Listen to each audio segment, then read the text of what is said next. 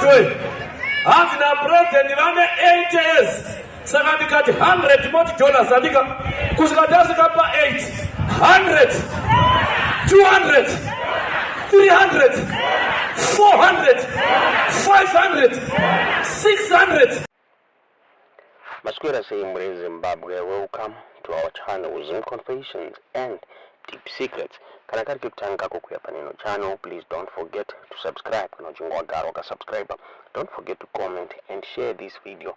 Nasi Zimbabwe takugirai nyaya kunetsa ma streets of social media nyaya kaitika during the weekend apo President Mnangagwa vakapa an 80-year-old man $800 United States nekutamba kwanga aita during a memorial service ya mzukuru wavo yanonzi Yasha Mafidi akashaika due to my respiratory complications at the age of 5 in October 2022.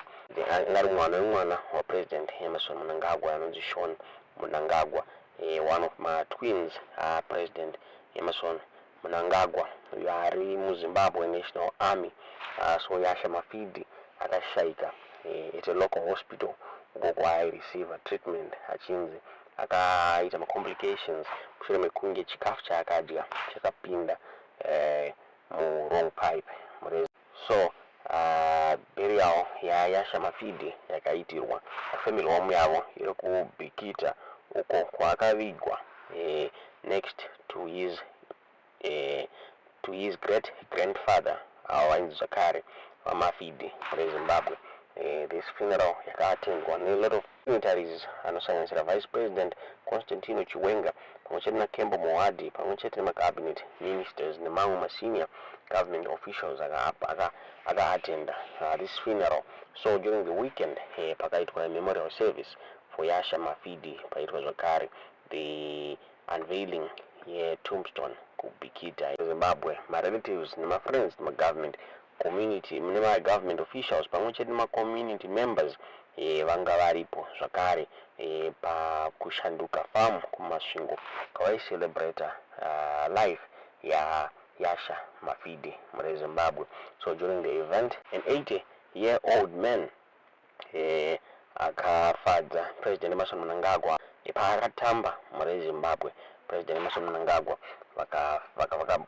vakakwanisa kuburitsa mari kwana kuita $800 United States vaimpresswa entertainment yakadisplayiwa nemurume uyo. So a lot of people vakabuda vachikomenta pa social media muri Zimbabwe unosanganisira anafadza imaere why didn't he give him ZiG muri Zimbabwe. Muri kuona iro picture rapo President Mnangagwa achiverenga $800 United States muri Zimbabwe. Another ex-user anonzi Leroy akabuda achita I'm sorry but mari iyi yaifanira kungopiwa ne-social security welfare vasina kumbotamba kudai nyika yakanaka.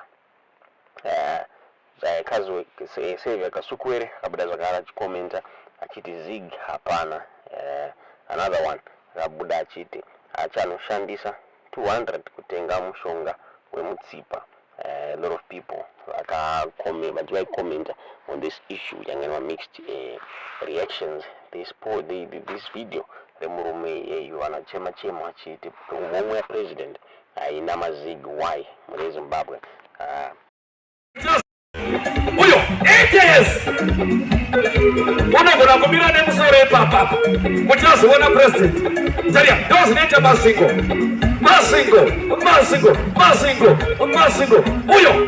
uyo wesina kwana muruko uyo ajengu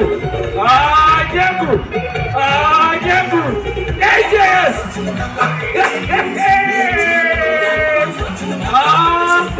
8 years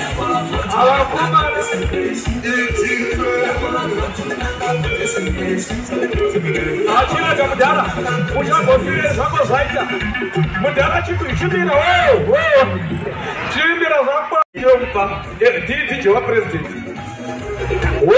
mira munzwe Hazvina president vane 8 years. Saka ndikati $100 andika kusvika ndasvika pa 8 100 200 300 400, 500, 600, 700. No, you want 800 euros.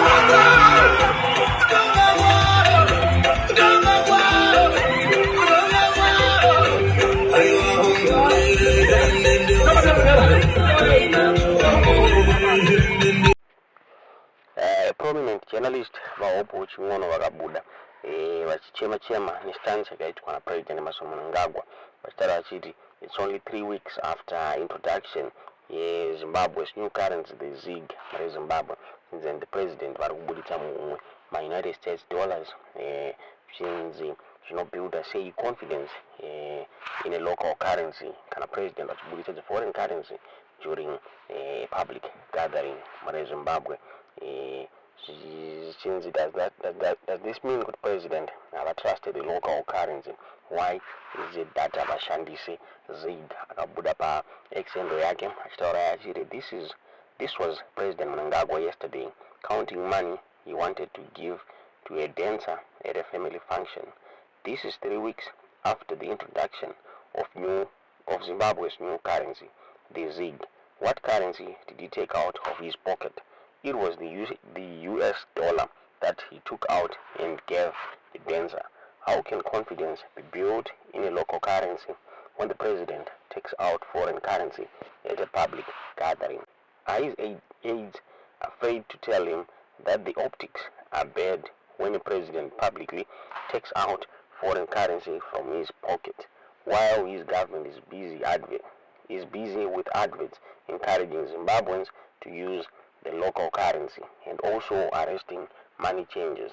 Does the president not trust the local currency? Why doesn't he use the ZiG even if it is for public relations purposes? Zvakabuda zvitaurwa naopo ching'ono achikomenta on this stunt yakaitwa na President Emerson Mnangagwa. Zvakare another political analyst anonzi Lloyd Msipa akabuda achikomentawo on this issue again. Akabuda ataura achiti the pace of the leader in the pace of the crew. If His Excellency wanted to showcase his new currency, ZiG, instill the confidence required amongst the brethren, this was an excellent opportunity to do so. By giving the dancing man $800 US, he literally devalued the ZiG in a single swoop. Just saying. Zvakabuda zvitaurwa naLloyd Msipa muZimbabwe. Hatingazivi kuti munoona sei nyaya iyi. Tiudziwo zvamuri kufunga pamusoro penyaya iyi mucomment section.